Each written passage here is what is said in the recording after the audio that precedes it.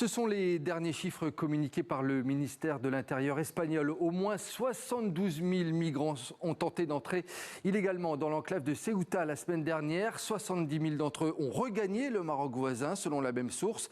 Et si la grande majorité des jeunes candidats à l'exil ont donc fait marche arrière pour rentrer chez eux, nous avons voulu connaître leur motivation. Sur place, ils se sont confiés au micro de nos correspondants au Maroc et envoyés spéciaux à Fnidek, Samira El Gadir et Hicham Rachidi. La vie reprend son cours pour Oudaifa, photographe pour touristes à Fnidek. Il y a 3 jours, c'est de cette plage qu'il a tenté de fuir vers Ceuta, l'enclave espagnole voisine, quitte à risquer sa vie.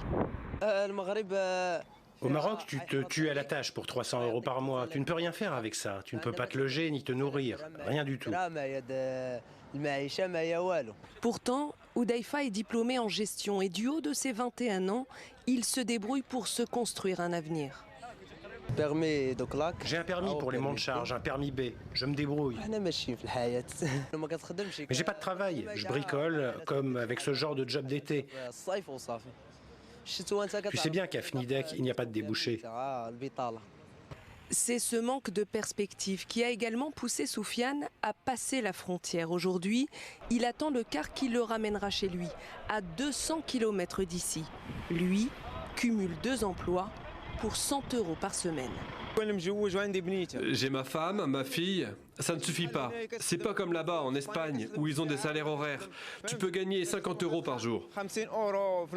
Au Maroc, près d'1 jeune sur 4 n'a ni emploi ni formation. Et pour Hamza, le pire c'est de ne pas avoir le bon réseau. Alors quand la rumeur d'une ouverture des frontières a circulé sur les réseaux sociaux, lui aussi a voulu y croire. On a vu aussi les gens dire que c'était ouvert. Alors on a voulu tenter notre chance. Dans un Maroc en plein développement, avec une croissance économique à 4% par an, ces départs massifs interrogent. Pour certains chercheurs, le pays avance, mais pas encore pour tout le monde. Le problème, c'est qu'on a investi dans les infrastructures en oubliant le capital humain.